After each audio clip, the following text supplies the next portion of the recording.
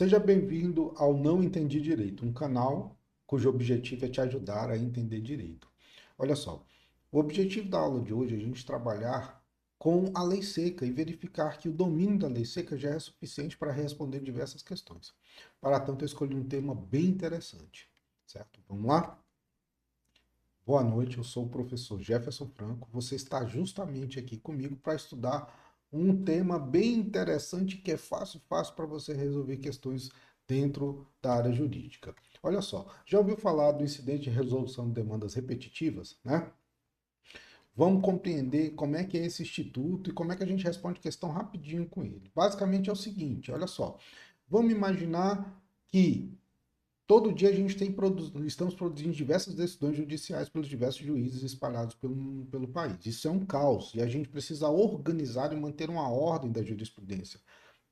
A jurisprudência ela precisa ser uniformizada, a gente precisa unificar ela. Isso vai trazer estabilidade, vai deixar a nossa jurisprudência íntegra e coerente, certo? Então, o foco do incidente de resolução de demandas repetitivas é para tratar justamente dessa necessidade de processos em massa que vêm sendo produzidos dentro do ordenamento jurídico brasileiro. E aí a gente aplica o Instituto para conseguir chegar a uma ordem da jurisprudência.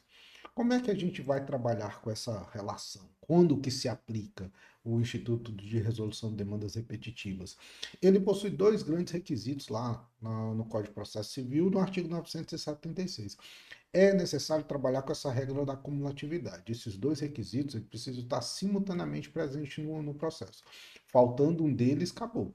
Não há como aplicar o incidente de resolução de demandas repetitivas, tá? É preciso ter uma convergência. Esses requisitos devem ser apresentados simultaneamente, ou seja, há uma cumulatividade para que o incidente de resolução de demandas repetitivas seja aceito no tribunal respectivo, tá? Quais são os requisitos? Vamos lá para o primeiro. O primeiro, gente, é a gente ter uma efetiva repetição de processos que venham a discutir uma controvérsia sobre uma mesma questão de direito, tá? Eu preciso ter uma única questão de direito sendo decidida aqui. Então, eu tenho efetividade de processos, uma efetiva repetição de processos que vai discutir unicamente matéria de direito. Eu não trago para o IRDR discussão sobre matéria de fato. Isso eu não adentro aqui. É preciso lembrar quando você iniciou o estudo de direito processual civil, quando vai elaborar as primeiras petições, a gente estrutura a petição e coloca lá, né, dos fatos e do direito. Aí a gente descreve o fato e depois traz o direito que a gente quer demonstrar e provar durante o processo para que a gente tenha razão e obtenha sucesso na demanda, tá? Mas para o IRDR, o que importa para a gente é unificar a interpretação adequada de uma norma. Então, esse é o grande requisito fundamental que a gente tem que analisar para o primeiro requisito. Eu preciso ter repetição efetiva de processos que vão discutir unicamente matéria de direito. Tá? Não há necessidade de discutir matéria de fato aqui. O segundo requisito a gente tem que lembrar o seguinte: constantemente são decididas diversas decisões. E aí, certo? A gente precisa manter a isonomia da interpretação da lei a ser aplicada no caso concreto, e se demorar demais essas decisões a serem prolatadas, isso pode gerar insegurança jurídica do que vai ser a aplicação correta. Então, o segundo requisito envolve isso: o risco à isonomia e à segurança jurídica. Se eu tenho ofensa a esses dois institutos aí, é também possível aplicar o IRDR. Então, lembrando, esses requisitos são cumulativos, não é? Quando que eu não aplico o IRDR? Quando que ele é incabível? Olha só, quando algum tribunal superior, geralmente aí no caso, né, STF, STJ, já tiver afetado o recurso para definição de tese sobre a mesma questão.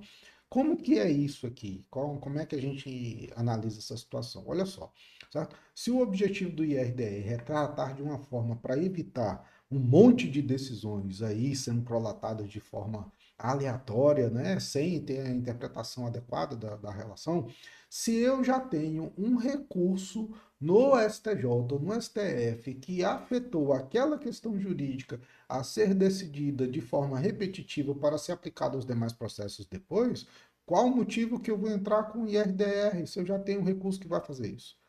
Ok?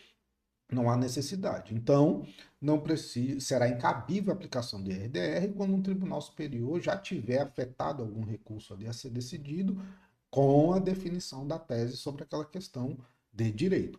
essa questão de direito, ela pode ser tanto de direito material quanto de direito processual, perfeito? Ela pode discutir os dois aspectos aí. O que não pode discutir é a matéria de fato. Matéria de direito, seja direito material, direito processual, será discutido sem problema nenhum. Olha como é que está na lei. Artigo 976 do Código de Processo Civil de 2015. É cabível a instauração do IRDR quando houver simultaneamente efetiva repetição de processos que contenham controvérsias sobre a mesma questão unicamente de direito e risco de ofensa à isonomia e à insegurança jurídica. E quando que não cabe? É incabível o incidente quando um dos tribunais superiores já tiver afetado o recurso para definição da tese respectiva, tá? Vamos para a questão aqui agora. Olha só, simples conhecimento da lei, a gente já mata a questão. Vamos dar uma lida aqui, né, sobre o incidente de resolução de demandas repetitivas, tendo como base a legislação processual civil, assinale a alternativa correta. Item A. São requisitos simultâneos para o incidente a efetiva repetição de processos que contenham controvérsias sobre a mesma questão unicamente de direito e o risco de ofensa à isonomia e à segurança jurídica. E aí, o que vocês acham? Comparado com o que a gente já viu ali. Vamos para o item B. Ainda é cabível um incidente de resolução de demandas repetitivas, mesmo quando um dos tribunais superiores já tiver afetado o recurso para a definição de tese sobre questão de direito material ou processual repetitiva. Cara, acabamos de ver alguma coisinha sobre isso, não foi? Certo? Item 6. São requisitos alternativos para a incidência, a efetiva repetição de processos que contenham controvérsias sobre a mesma questão unicamente de direito e o risco de ofensa à isonomia e à segurança jurídica. Tem uma palavrinha aí meio estranha, não é? E D. Considera-se julgamento de casos repetitivos a decisão proferida em incidente de resolução de demandas repetitivas, recurso especial extraordinário repetitivos, que tratem apenas sobre questão de direito processual. Será que é só questão de direito processual? Vamos para a correção. Certo? É óbvio que a alternativa A, ela traz os requisitos previstos no CPC. Simultaneidade dos requisitos, as matérias de essa simultaneidade envolvendo questão unicamente de direito e risco à isonomia e à segurança jurídica. Ela traz isso perfeitamente dentro do seu item. Quanto aos demais, olha o erro grotesco que a gente já pega aqui, né? Falar que os requisitos são alternativos, não há necessidade disso, né? A incidência do IRDR requer acumulatividade, não alternância. Esse é o erro fatal da questão aí, perfeito?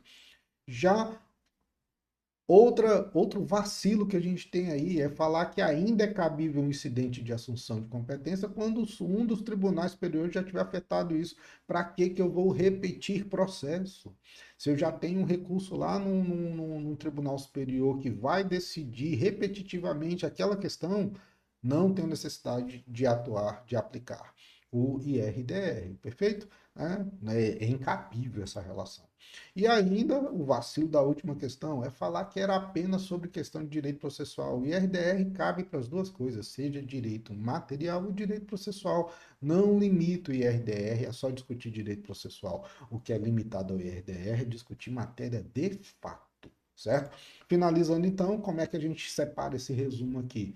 Quando é que é cabível? Presença simultânea dos dois requisitos: discutir matéria unicamente de direito em processos que há efetiva repetição de processos nesse assunto. E risco à isonomia e à segurança. Quando que não cabe, quando esses requisitos por alternativos, não é cabível. Quando a matéria envolver matéria de fato, também não nos interessa. Quando eu já tenho recurso afetado em tribunal superior, ou quando faltar alguns dos requisitos aí, certo? Viu lá como é fácil? O simples domínio da legislação, da lei seca, a gente já resolve isso. Perfeito? Olha só como é que isso está lá no CPC. Tá? Diretamente no CPC a gente consegue também trabalhar com isso, com essa legislação dessa forma aqui. Olha só. Tá? O CPC traz aí para a gente artigo 976, olha lá. É cabível a instauração do incidente de resolução de demandas repetitivas quando houver simultaneamente. Inciso 1. Efetiva repetição de processos que contenham controvérsia sobre a mesma questão unicamente de direito. Inciso 2. risco de ofensa à isonomia e à segurança jurídica. E lá o parágrafo 4º é justamente quando que não cabe, olha lá, incabível incidente de resolução de demandas repetitivas, quando um dos tribunais superiores, no âmbito de sua respectiva competência, já tiver afetado recurso para definição de tese sobre questão de direito material ou processual repetitiva. Viu lá que não tem nada de tão difícil assim? Então, pessoal, aqui eu sou o professor Jefferson, você está no canal Não Entendi Direito. Meu objetivo é te ajudar a entender direito. Se inscreve aí no canal, me siga lá no Instagram e logo logo você acompanhará mais outras questões sendo resolvidas aqui, certo? Muito obrigado, tenha uma ótima noite.